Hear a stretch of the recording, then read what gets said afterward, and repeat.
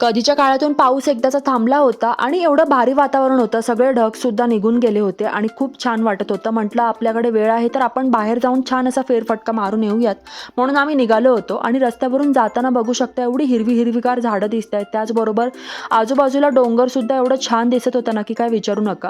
वातावरण सुद्धा ढगाळ होतं, अजिबात ऊन वगैरे नव्हतं, त्यामुळे चालायला सुद्धा खूप मजा येत होती. तर आम्ही चालत चालत आलेलो आहोत मंदिरामध्ये.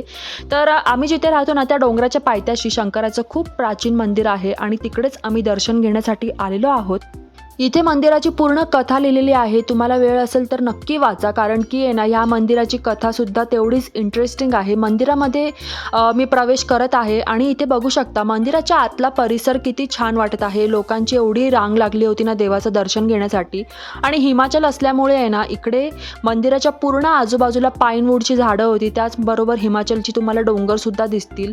आणि बरीचशी लोकं जमलेली होती, पंडित होते, दर्शन घ्यायला आलेले लोकंसुद्धा होते.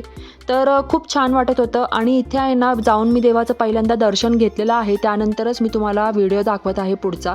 देवाचं दर्शन घेण्यासाठी बरीचशी लांबून लांबून लोक इथे येत असतात आणि त्याचीच गर्दी तुम्ही इकडे सुद्धा बघू शकता. हेच ते पाण्याचं कुंड आहे आणि इथे बरीच जण आंघोळ वगैरे करत असतात. तर आम्ही मात्र आहे ना दर्शन घेतल्यानंतर थोडा वेळ इथेच मंदिराच्या आतमध्येच बसलो होतो, कारण की इथेच खूप छान वाटत होतं. त्यानंतर आम्ही निघालो होतो जवळच असणाऱ्या वॉटरफॉलच्या इथे, आणि इथे सुद्धा एवढी गर्दी होती ना. पावसाळ्याचे दिवस असल्यामुळे आहे ना वॉटरफॉलचं पाणी सुद्धा बऱ्यापैकी वाढलं होतं आणि म्हणूनच एवढी गर्दी जमली होती ना, लोक मस्त एन्जॉय करत होते इथे सगळेजण.